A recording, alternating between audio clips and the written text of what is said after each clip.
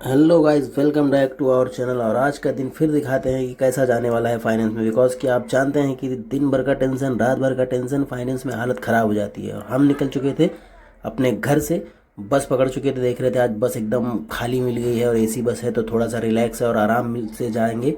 उसके बाद क्योंकि बहुत दूर मुझे जाना था, बहुत दूर मतलब कि 3 घंटे का सफ़र था बस से। अब ये समझ सकते हैं कि फाइनेंस में कहाँ कहाँ जाना पड़ता है अपने को।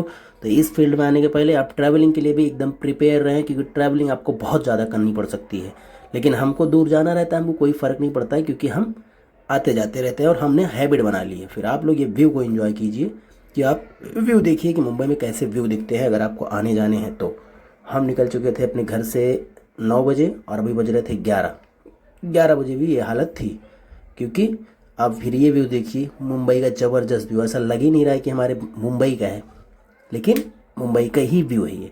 अब व्यू को एंजॉय करते करते फिर हम पहुंच चुके थे वासी। क्योंकि वासी मंडी पहुंचने के बाद आपको थोड़ा सा ऐसा फील होगा, क्योंकि ये नवी मुंबई है। नवी मुंबई मैं रहता हूँ वेस्टर्न लाइन पे, और हमें जाना था नवी मुंबई। तो हम नवी मुंबई 2-2.5 घंटे पहुँच गए थे। और जहाँ जाना था उसने मुझे बोला वेट करने के लिए, तो मैं एक पार्क मिल गया था। पार्क में घूम टहल के टाइम पास करते हुए इधर उधर कर रहे हैं, बिकॉज कि करना तो है ही है। हम लोग टाइम पास करते करते फिर आप ये देख सकते हैं कि स्टेशन है कोपर खैरानी। यहाँ पे हम वेट कर रहे थे कि आएंगे वो, तो हम जाके अपना काम करेंगे। हमारी थी मीटिंग, ऑलमोस्ट 2 बज चुके थे, लेकिन मीटिंग नहीं हुई थी।